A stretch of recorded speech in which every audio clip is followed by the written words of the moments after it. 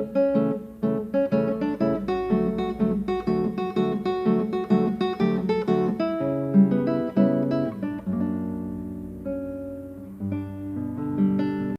isso aí, galera. Estamos em mais um podcast Corandeu, fazendo teologia diante de Deus. Meu nome é Levi Secato, vocês já me conhecem. E hoje nós estamos aqui com um convidado especial. Conseguimos um horário aí na agenda dele, mas está conosco aqui o pastor Alan Porto, que vai se apresentar aí para vocês. Acho que é até mais fácil de falar qual que é a formação dele, onde tem atuado. E aí a gente já prossegue então com um episódio hoje muito legal que vai ser sobre Francis Schaeffer. É isso aí, pastor. Se apresente aí para os nossos ouvintes. Fica à vontade. E aí, pessoal, tudo bem? Eu sou Alan Porto, eu sou pastor presbiteriano aqui no interior de São Paulo, em São José do Rio Preto. Na verdade, eu não sou daqui, sou do Maranhão, mas estou aqui há 2 anos e eu tenho estudado a vida do Francis Schaeffer já há bastante tempo, né? Eu fiz o meu mestrado em teologia filosófica lá no Centro Presbiteriano de Pós-Graduação Andrew Jumper, estudando exatamente o Francis Schaeffer e aspectos, né, da apologética dele. É alguém que tem modelado, né, bastante para mim como é que um líder deve ser, como é que um pastor deve ser, como é que um conselheiro deve ser, como é que um missionário deve ser. E assim ele tem sido uma das figuras mais influentes, né, na minha própria vida e no modo como eu tento servir a outras pessoas também. Por isso eu fico feliz de sentar para a gente conversar sobre ele, porque é algo que me empolga bastante. Eu tenho cursos preparados sobre ele, então assim, eu gosto demais de falar sobre isso. Que bênção, pastor, que bênção. E logo mais ou antes aí no final, fica à vontade para fazer o merchan tranquilo. Dos cursos aí. Eu tenho acompanhado o trabalho seu à distância, né? Hoje nós temos essa facilidade das redes sociais, que eu até brinco que é um paralelo à imprensa de Gutenberg, né? Sim. Então, que tem aproximado, né? Então eu tenho acompanhado um pouco o seu trabalho, até mais via as redes sociais mesmo, Instagram. A gente já tem conversado, também tenho tentado uma agenda aí para tão logo a gente se conheça pessoalmente, né? Vem aqui nos edificar. Pastor, sem então mais delongas, eu acho que seria realmente importante para que os nossos ouvintes entendam, só para dar uma pitada, nós tivemos um episódio aqui sobre cosmovisão com o reverendo Murilo Moraes, que é da Igreja pastor da Igreja Presbiteriana lá em Cajazeiras, né? Paraíba, e ele falou rapidamente um pouquinho sobre o Schaeffer. Até ele iria participar, mas também por agenda pastoral local não conseguiu, mas ele disse bem rápido, né? Ele falou do Abraham Kuyper e outros aí, Calbart, naquele contexto. Mas se você puder começar a situar, né, falando quem é o Francis e que ponto da história ele está, né, que século, início do século XX, para a gente poder conhecer um pouco dele. Eu já começo dizendo que eu não sei realmente nada, o pouco que eu li foi rápidas biografias dele, então fica à vontade. Legal, excelente. Schaeffer é um cara que, por um lado, até tem alguns livros, tem um número razoável de livros publicados em português. É um cara que é mencionado de vez em quando por algumas pessoas, mas que eu acredito que ainda não é tão conhecido e tão desfrutado como poderia ser. Sim. Ele é um dos líderes mais importantes do século XX, especialmente se a gente estiver pensando em termos da interação do cristão com a cultura, né, e da missão do cristão no mundo de um modo mais direto, mais engajado, de um modo mais com discernimento, e assim também colocando a totalidade, né, ou considerando a totalidade da vida debaixo do senhorio de Cristo. Sim. Então, ele não é inovador nesse sentido, né? Como você falou, nomes como Abraham Kuyper vêm antes dele, século XIX, mas ele foi uma figura fundamental para que a igreja no século XX tivesse uma mudança de postura e pudesse se engajar um pouco mais com o cenário à sua volta, com as pessoas à sua volta, e assim pudesse promover algum tipo de impacto cultural. Sim. O Schaeffer nasce no início do século XX, ele nasce em 1912, mas o ministério dele, que vai ganhar impacto, né, ele nasce em 1912 nos Estados Unidos. Bacana. Mas o ministério dele que produz um impacto maior, que é o ministério L'Abri, que é a palavra para o abrigo em francês. Eu sabia. É um ministério que vai ser iniciado oficialmente em 1955 na Suíça, né? Lá num vilarejo pequeno chamado Champéry. Mas começa por aí. Ele tem uma longa trajetória de formação de pais que eram cristãos, mas que não tinham muita conexão com a igreja. O pai dele suspeitava que os pastores eram parasitas sociais. Ele estava numa casa em que não tinha grande estímulo intelectual para as artes, para a leitura, não havia tudo isso. O pai dele e a mãe dele eram pessoas simples. O pai dele era um trabalhador braçal, assim, que trabalhava com marcenaria e coisas do tipo. Uhum. E o Schaeffer foi criado para ser alguém assim. Sério? Mas na sua adolescência, Deus fez uma reviravolta. Ele descobriu o amor pela filosofia. Logo em seguida ele descobriu o evangelho. E aí Deus redirecionou tudo e ele ficou apaixonado pela ideia de se tornar um ministro, né, para o desgosto dos seus pais. Que bênção. Mas aí não teve como fugir. Então ele caminhou para a formação ministerial, se tornou pastor e passou seus primeiros 10 anos, né, de 1938 até 1948 nos Estados Unidos. Então ele se forma no seminário nos Estados Unidos, na América. Nos Estados Unidos. Ele é de um grupo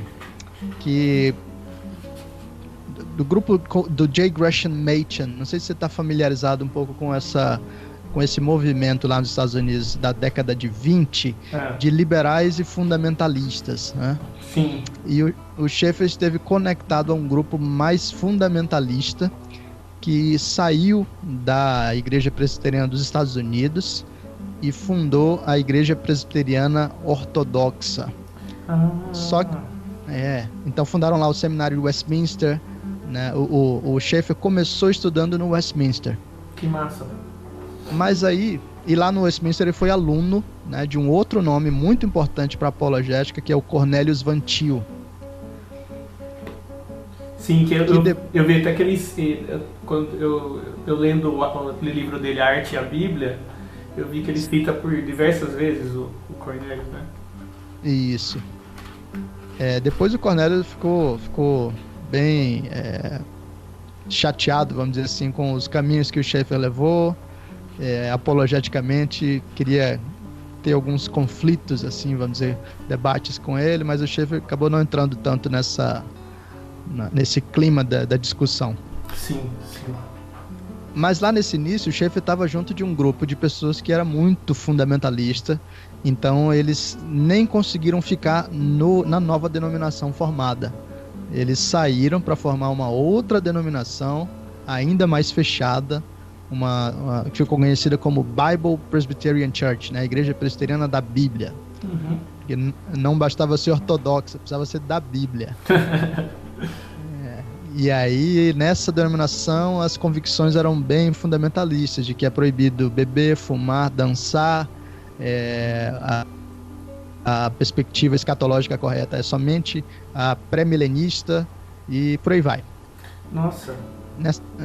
Nessa primeira década, então, de ministério, o Schaeffer já tem algumas coisas bem diferentes que vão ser desenvolvidas lá no Labri, mas ele é um pastor com esse perfil muito fechado e muito agressivo. O modo de tratar as pessoas é um modo, pelo menos as pessoas que discordam, né, teologicamente, é um modo sem amor, sem graça. Sim. E ele também não está envolvido com a cultura, ele não está tão aberto para interagir com alguns aspectos da cultura, embora ele esteja para outros, né? Ele gostava de museus e de pinturas, mas o trato ainda não era de usar intencionalmente essas coisas no cumprimento da missão. Sim, bem Olavo de Carvalho. Eu lembro que você, acho que foi numa live que você comentou sobre que você lia muito sobre Olavo, né? Isso. Do jeito dele de ser bem duro, né? De ser forte com as palavras, né? Isso aí, a ideia de passar por cima das pessoas e rotular quem discorda de você. Nesse caso especificamente de batalha pelo evangelho, né? Você considera quem tem opiniões diferentes automaticamente como se fosse alguém perigoso, como se não fosse cristão. E todos essa abordagem mais separatista pode ser muito arriscada. Sim. Se o seu coração não está no lugar. Né? Sim. Bom, mas pode prosseguir. Mas aí ele acaba fazendo uma viagem para a Europa, representando a sua denominação, em 1948, para checar o estado da igreja na Europa após a guerra. Após a guerra, sim. E aquilo ali foi muito impactante. Ele acaba voltando para dar relatórios às igrejas e ele é chamado pela denominação para ir para a Europa como missionário. Qual é o primeiro país que ele vai? Se lembra, assim, mais ou menos? O primeiro, nessa viagem ele faz, num período curto, se eu não me engano são um mês ou 3 meses, agora eu não lembro bem, mas ele viajou por pelo menos 13 países. Nossa, entrevistando mais de 30 pastores e líderes religiosos. Então, foi um negócio bem corrido. Mas quando ele muda de fato para ser missionário na Europa, eles já vão para a Suíça mesmo. Esse é o lugar em que eles decidem construir a base deles de trabalho. Nessa mudança para lá, um pouco tempo depois, né, nos anos de 50, 51 e 52, o Schaeffer começa a experimentar alguns desgastes, né, provavelmente do coração fora de lugar, e ele entra em uma crise de fé. Nossa. E agora ele passa a questionar todo o cristianismo dele, especialmente ao longo de um período crônico, né, de 2 meses. Ele diz para sua esposa que ele precisa voltar para o agnosticismo que ele teve lá na adolescência, quando estava descobrindo a filosofia. Olha, aí ele já estava caidito, então? Agora nesse período de crise? Eu não entendi só o início da pergunta. Nesse período de crise, que ele já estava com a Edith? Já sim. Ele casou ainda nos Estados Unidos, casou antes mesmo. Ele casou logo que ele terminou os estudos pré-ministeriais e quando ia começar os estudos no seminário. Então era o ano de 1935. Sim. Aí você estava pode continuar. Aí ele tem essa crise, revisa toda a sua fé, mas pela graça de Deus ele sai dessa crise com um coração transformado, tendo descoberto a beleza da obra completa de Cristo e do Evangelho. E agora ele percebe que o modo de lidar com as pessoas, aquilo que ele estava fazendo, o modo de ministrar, tudo aquilo precisava ser retrabalhado, revisto, redirecionado.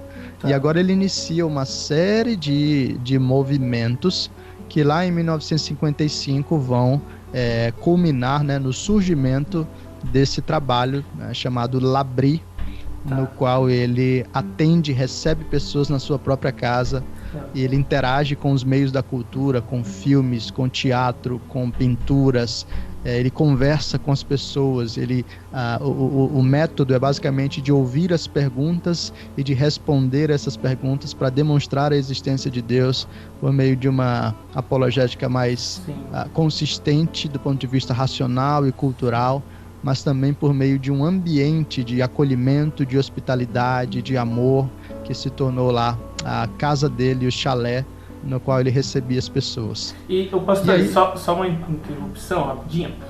Claro. Como ele estava nesse contexto todo fundamentalista e até bem conservador, quando ele tem essa crise e essas mudanças de pensamentos, e há esse movimento na vida dele, a gente também não dá para dizer que ele está sendo um crente nem liberal nem progressista, né? Mas assim, eu acho que eu estou percebendo uma coisa que eu tive a oportunidade de passar uma semana com o reverendo Ronaldo Lidório. Sim. No Capacitar.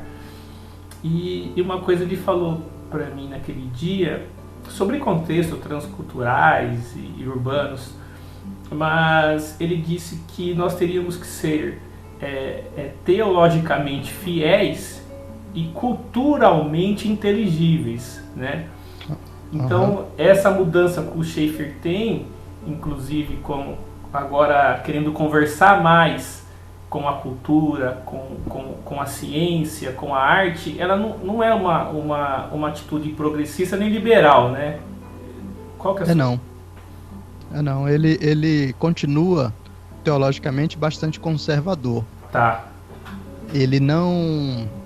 O modo de tratar as pessoas mudou, mas as convicções teológicas dele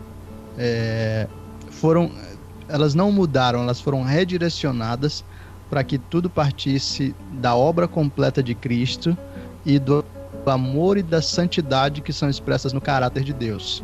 Sim. Ele fala isso sobre as suas obras, né? Nas suas obras. Ele destaca que antes a ênfase era exagerada na santidade sem aplicar o amor de Deus. Mas ele também fala que é problemático você só tratar do amor de Deus sem perceber a santidade de Deus. Sim.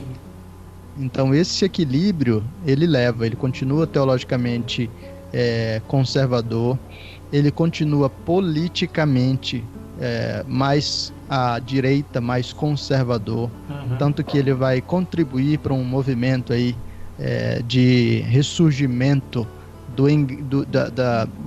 da atividade, né, das igrejas pública, no sentido de se fazer ouvidas, de protestos, de marcar uma posição, de anunciar a verdade, de confrontar o erro. Mas isso caminha de um jeito em que agora ele não está simplesmente comprando brigas gratuitamente, ele não está simplesmente ofendendo pessoas, a coisa é feita com muito mais inteligência e com graça. Que bênção, que bênção. E a perspectiva dele, até por ter crescido, né, no meio presbiteriano, era realmente calvinista, reformada, ou ele tem algumas tendências diferentes do calvinismo? Ele continua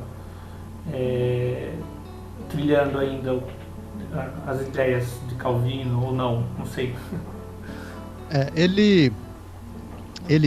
Schaeffer tem, de certa forma, uma mistura de influências. Tá. Né? Porque, por um lado, ele tem essa influência de um viés fundamentalista, então ele não abandonou algumas coisas, né? Ele continuou pré-milenista, por exemplo, ao longo da sua vida. Sim.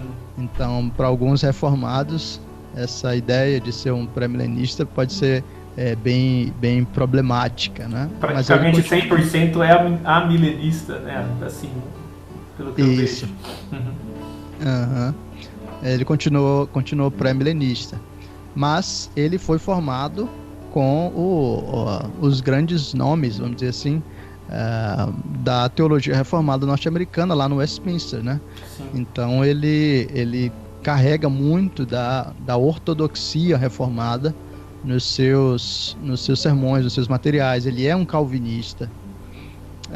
Agora, ele também faz síntese com algumas outras ideias, né? Por exemplo, para explicar o mal, o Schaeffer utiliza alguma versão aí do argumento do livre-arbítrio. Então, por causa disso, algumas pessoas tentam ou tendem a classificá-lo como uma espécie de mistura, né, de síntese que não é totalmente pura em alguns pontos. Até porque os reformados vão tratar mais da livre agência, né? Não do livre-arbítrio, né? É isso. Sim, pode continuar. Tá. Mas de um modo geral, ele é um calvinista, ele é um reformado, ele está trabalhando dentro dessa tradição, ele se vê dentro dessa tradição. Você vai perceber os materiais que ele trabalha, são indicando autores reformados, as palestras que ele profere, por exemplo, envolver a Confissão de Fé de Westminster. Então ele está dentro dessa tradição mesmo. Que bênção. E agora nesse contexto, se a gente pode ir, se você achar que está muito avançado, mas que é uma das perguntas que o Kaique ajudou a formular, que era a relação, né, do Schaeffer com o Labrie. E qual era a importância do Labrie para a época, se revolucionou a época, e também para hoje, né? Foi uma das perguntas que ele elencou aqui para mim. Se a gente avançou muito na conversa. Não, tá ótimo. Labrie é central para o que aconteceu com o Schaeffer. Se você não entende a proposta do Schaeffer, se você não olhar e buscar entender Labrie, às vezes esse é o erro, né, de muitas pessoas. Você pegar apenas os livros do Schaeffer, sim, e você tem lá alguma descrição das ideias dele, mas não entender todo o pano de fundo que dá sustentação e que corporifica as ideias que são apresentadas ali. Sim. Então, o Labrie foi radical porque, primeiro, Schaeffer desenvolveu esse negócio que depois ficou conhecido como apologética cultural. Naquela época, a igreja estava fazendo um movimento de afastamento do mundo, afastamento das coisas que estavam surgindo. Então, naquela época, por exemplo, década de 50, né? Rock and roll é do diabo, é tudo muito perigoso, é tudo muito nocivo. Os seminários, tem um episódio que é icônico, né? O Schaeffer vai em 68, ele vai dar algumas palestras lá no Wheaton College, né, que é uma universidade cristã dos Estados Unidos. Certo.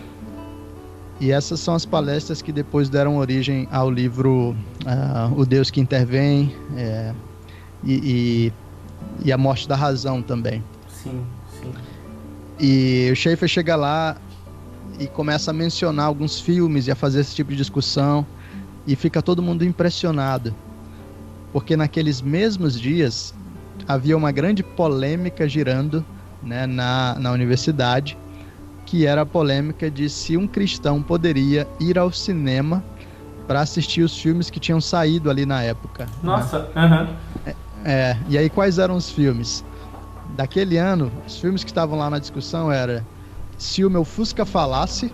Não sei se você lembra desse filme, mas passava no SBT. Se o Meu Fusca Falasse, Herbie. E se eu não me engano, o outro filme era Bambi. Nossa. Que tinha acabado de sair da Disney, né? A animação. Então a igreja não tinha a menor noção de como lidar com a cultura. Ela estava retraída e por causa disso ela se tornou muito incapaz de comunicar, né, com as pessoas à sua volta. Inclusive os filmes da Disney, qualquer... eu cresci num ambiente bem pentecostal, né, até, e a gente era já nascia, crescia não podendo assistir nada da Disney. Eu não sei como que era assim na época do Schaefer, né? Mas tô dizendo até algo recente, né? Que era os cristãos eram bem preconceituosos com filmes da Disney.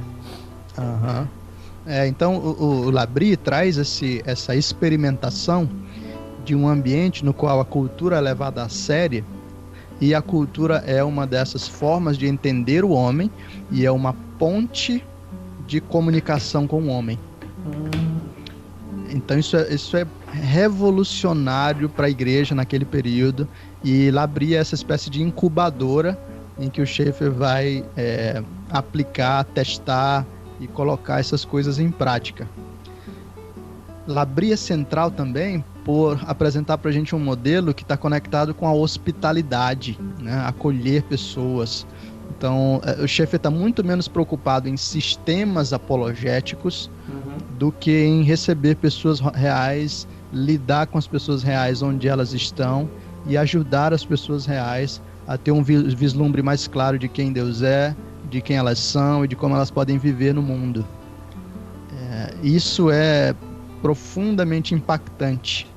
E é interessante você ver que a Labrie, né, é desse contato com o Schaefer no Labrie que vão surgir tantos nomes importantes assim do evangelicalismo, né? Você tem Os Guinness, foi influenciado por Schaefer, William Edgar, Nancy Percy, Richard Winter.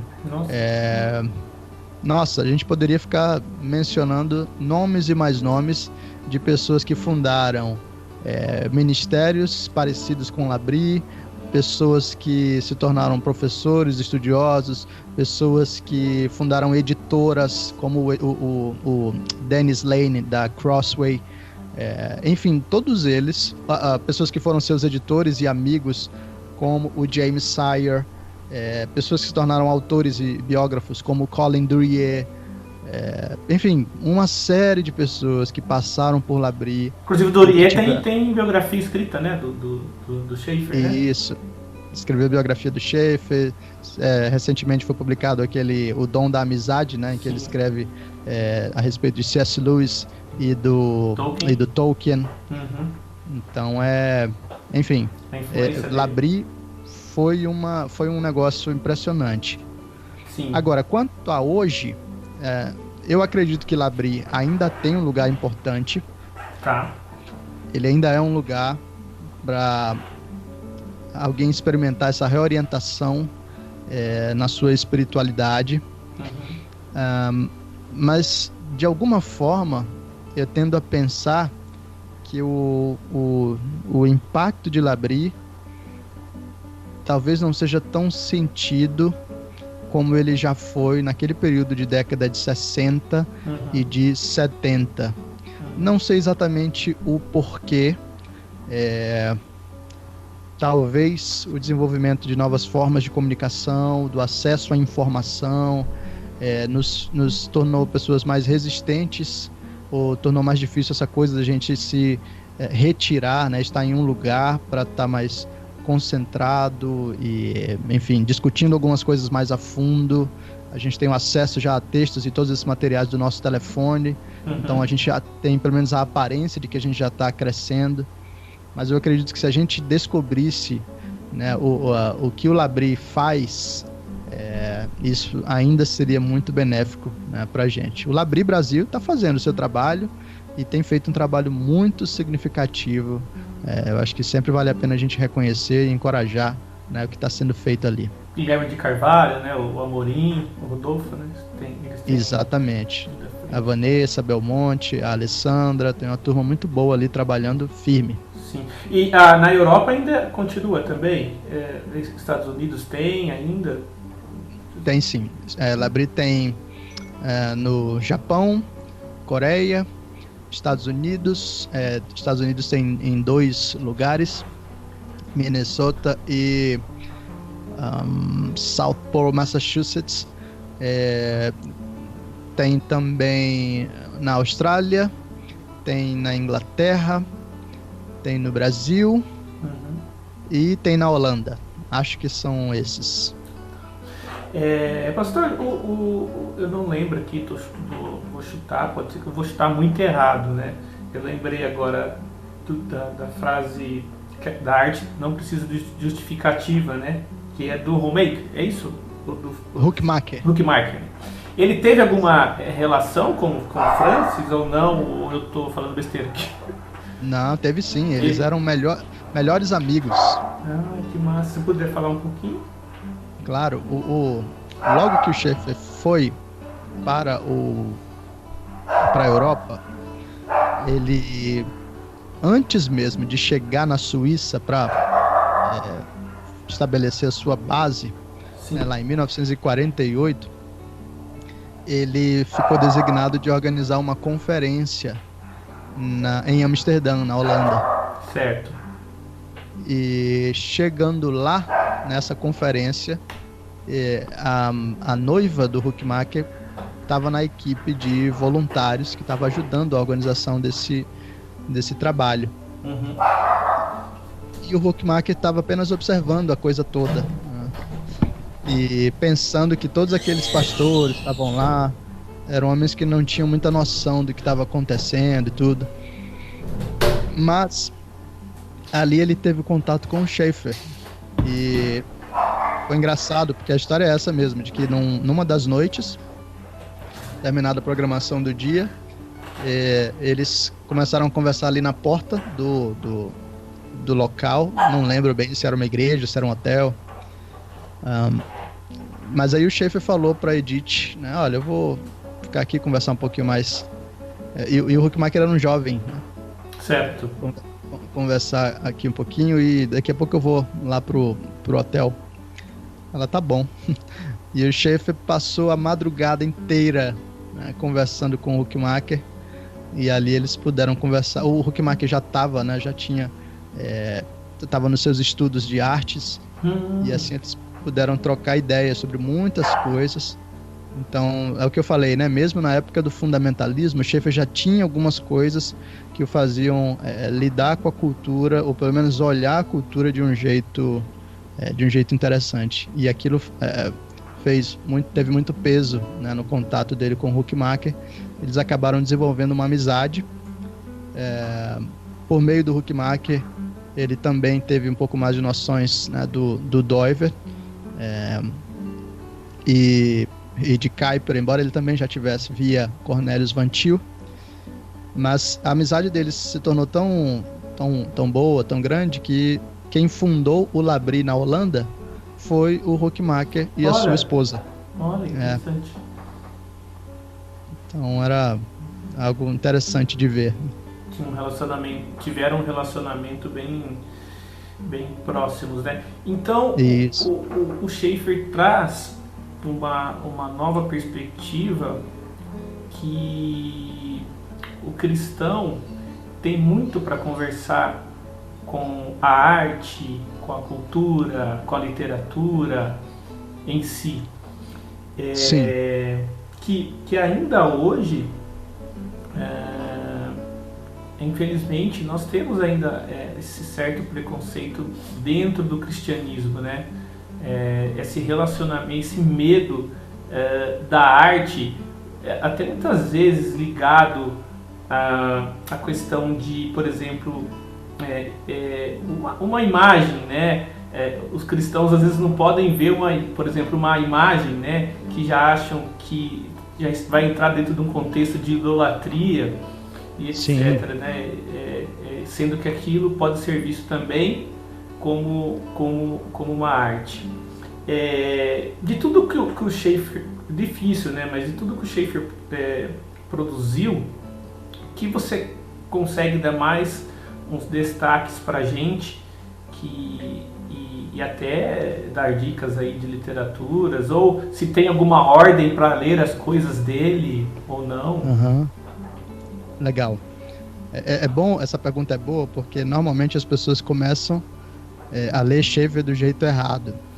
Foi como eu comecei também, já ouvi tantas pessoas falarem isso. A gente escolhe um livrinho que tem um título chamativo, né, que é A Morte da Razão.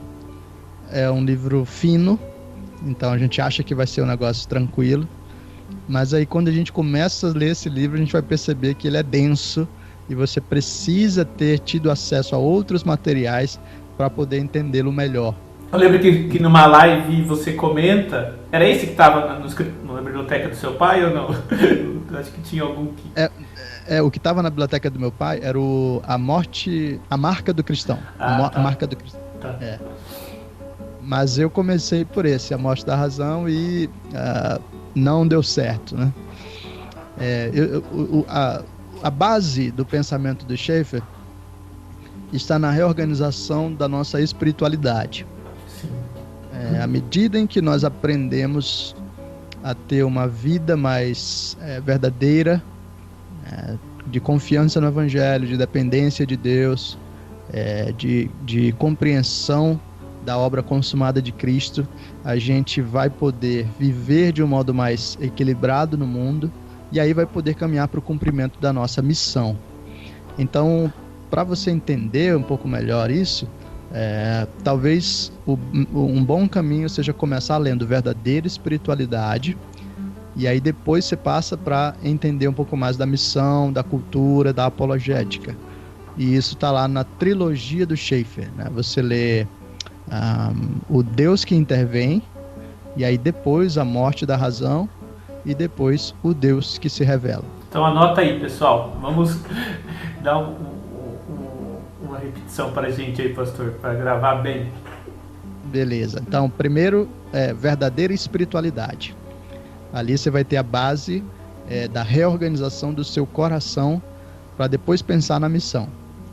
Aí agora você vai para a missão, né? Pensando na apologética, cultura, entender o homem, né, no final do século XX, agora início do século XXI. Você vai ler o Deus que intervém, depois você vai ler a morte da razão, e depois você vai ler o Deus que se revela. Que massa. Mais uma pergunta aqui que o Kaique deixou para eu fazer. Ele disse o seguinte, que a Monergismo lançou recentemente o primeiro livro da Edith Schaeffer, né? Em português. Mas, bom, eu vou até juntar as perguntas, eu acho que cabe. Eu lembro que alguma vez eu já vi você falar que o Schaeffer tinha um problema, que é aquele de desconcentração, como que é? Dislexia. E parece que isso, a Edith foi fundamental na vida dele para isso, né? Ela era que escrevia as coisas dele, era isso? Se não me engano. Na verdade, a Edith teve muita participação, ela realmente era uma mulher impressionante. O Schaeffer tinha dislexia, isso atrapalhava por vezes a sua capacidade de ler, de organizar suas ideias, de falar, né? Às vezes ele trocava palavras, e algumas coisas que acabavam ficando bem engraçadas, como ele às vezes falando, por exemplo, do Mao Tse Tung, e ele falava o nome de um hospital, de uma outra coisa. Ou uma palestra que ele ia dar sobre os judeus, falando de judeus e gentios, ele trocou a palavra no inglês, a palavra para Gentiles, né, gentios, ele trocou para genitals, que é genitália. Nossa. Então ficou os judeus e a genitália. Então eram coisas que aconteciam. A Edith ajudava muito como secretária do Labrie. Ela redigia todas as cartas, ela o ajudava na leitura, na discussão dos materiais que ele estava produzindo, e ela também escrevia os próprios livros. Então, ela ajudou um pouco, sim, mas não tanto assim em termos daquilo que ele publicou. Muitos dos livros também que foram publicados eram adaptações de palestras que ele dava, e quem fazia isso era o editor dele, era o James Sire. Então, ele fazia muito desse trabalho de pegar a palestra, de dar para ela um formato mais literário, e aí ele discutia com Schaeffer, e aí o livro saía. Que massa. Bom, também já está dando o nosso tempo, né? Mas para finalizar, pastor, que você pode nos deixar aí de orientação? Você deu a dica dos livros, né? Até de biografia para quem quiser ler, né? E o que a gente pode buscar para hoje, né? Para a prática, né? De hoje, do que Schaeffer fez no passado, né? E onde a gente pode buscar. Também já deixo aberto aí para você divulgar todo o seu trabalho nessa área, né? Os cursos e como você pode você também, né? Estar ajudando essas pessoas que estão interessadas em conhecer Schaeffer. Legal. Então, para quem quer conhecer Schaeffer, você tem alguns caminhos. Eu vou fazer esse merchan, não tanto porque eu quero, né, aproveitar o espaço, mas realmente porque eu acredito que eu consegui fazer algo que você ainda não tem em português de um jeito mais organizado. Sim. Então, se você lê em inglês, ótimo. Então você pega a biografia do Colin Duryea, né, Francis Schaeffer, An Authentic Life, né, Francis Schaeffer, Uma Vida Autêntica, e leia essa biografia. Ela não tem. Então, ela é muito boa, né, e, enfim, se você consegue ler inglês, vale a pena ir lá. Quem agora, sabe a Thomas Nelson não lança aí, né? Lançou essa do que C.S. Lewis hoje ficou. O C.S. Lewis e o Tolkien estão muito em evidência, né? Mas quem sabe, né? Uma dica aí para Thomas Nelson, né? E aí, o que eu fiz? Eu bolei um currículo, vamos dizer assim, uma sequência de cursos para a gente poder entender melhor Schaeffer em si, as ideias de Schaeffer e as implicações disso. Então, eu lancei um primeiro curso que chama A Vida de Francis Schaeffer. Então, nesse curso eu tenho um trabalho, né, de pesquisa em várias biografias e nos livros do próprio Schaeffer, nos livros da Edith Schaeffer, porque ela é quem trabalha melhor contando a história deles, né? E aí eu tenho várias aulas para descrever, como ainda não tem nenhum material em português, descrever a vida do Schaeffer e o que está por trás das ideias dele. Eu acho que você só vai entender melhor a proposta do Schaeffer se você conseguir olhar um pouquinho mais para o contexto da vida dele. Sim. Então, nesse curso, A Vida de Francis Schaeffer, eu trabalho isso. E aí eu desenvolvi um segundo curso que chama Temas de Francis Schaeffer, em que eu pego os principais temas das principais obras dele e apresento para que quando alguém decidir ler o Schaeffer, já tenha uma espécie de mapa, né, e possa se situar bem nas leituras. Já não fica perdido. Massa. Exato. Muito bom. E aí esse ano, se Deus quiser, vai sair o terceiro curso, que é a Apologética do Francis Schaeffer, em que a gente vai olhar mais detidamente para esses aspectos do modo como ele desenvolveu, né, esse engajamento cultural e a defesa da fé. Que massa. E para esse ano agora? Isso. Para esse ano. Se Deus quiser, vai sair nesse ano. E tudo isso está lá no vitrine.alemporto.com. Vamos deixar isso na descrição aqui do episódio. Eu vou colocar o link, tá, pastor? O link do seu Insta, o link do que você está citando aí agora também. Agora, para quem prefere livros e outros materiais, a gente tem coisa boa em português. Em termos de biografia, a gente não tem nenhuma. O que a gente tem mais perto disso, que não é exatamente uma biografia, mas toca aspectos da vida dele, é o livro Francis Schaeffer e a Vida Cristã. Saiu também recentemente, acho que agora de 2019, pela editora Vida Cristã. Muito bom. Então é um material bom e que faz uma descrição melhor dessa percepção que o Schaeffer tinha da espiritualidade. Então, para quem quer livros sobre o Schaeffer, esse eu acredito que é uma recomendação boa. Para quem quer entender um pouco mais da vida do Schaeffer em termos do seu casamento, há um livro da Edith Schaeffer, também publicado pela Cultura Cristã, chamado A Celebração do Matrimônio. É um livrinho bem fininho, mas que conta vários aspectos da vida, do casamento deles, com aplicações para os casamentos contemporâneos. Serve para quem está aí namorando, ou está orando aí para casar, e serve para casados também? Serve sim, para todos esses grupos, porque ajuda a dar um senso maior de realidade. Então, para quem ainda não casou, ter essas imagens já desde cedo pode ser muito legal para organizar suas expectativas, organizar a sua visão do casamento. É bem interessante. Inclusive você tem um curso, né, sobre... Eu tenho um curso chamado Quero Casar, que também é para quem está se preparando para o casamento ou para quem casou recentemente. Uso alguns desses insights que eu aprendi lá dos Schaeffers, mas eu não falo tão diretamente sobre eles não no curso. Tá. E aí, depois disso, a recomendação é ler as obras mesmo do próprio Schaeffer. Né?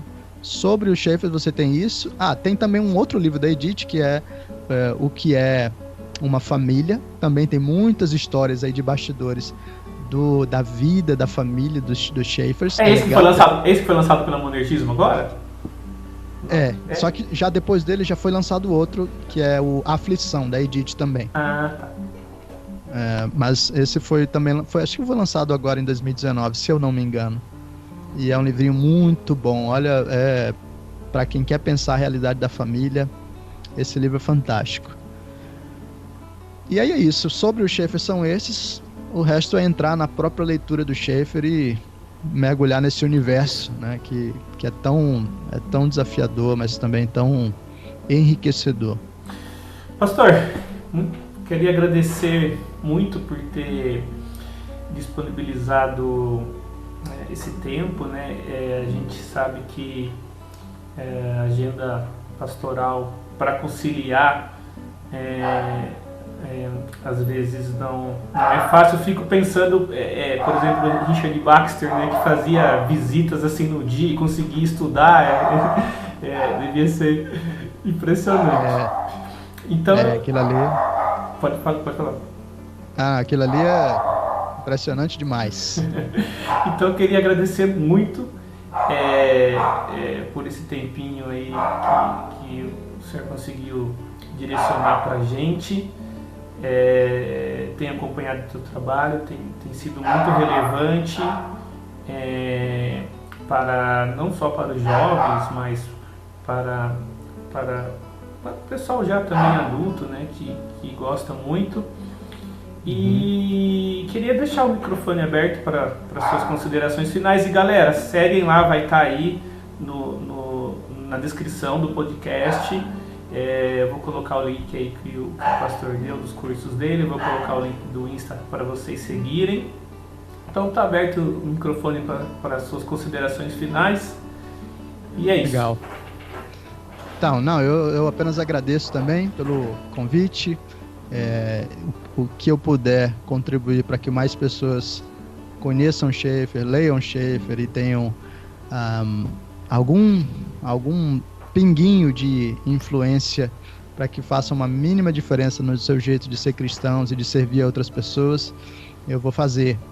E de fato, para quem seguir, né, quem desejar ficar mais perto ali das coisas que eu tenho produzido no Instagram ou nos cursos, uma das coisas que talvez não fique explícita, mas que nessa conversa, né, vai ajudar você a perceber, é que a influência schaefferiana está por trás de tudo o que eu estou fazendo ali. A linguagem que eu escolho, os modos de tratar, as ênfases e aquilo que eu não enfatizo.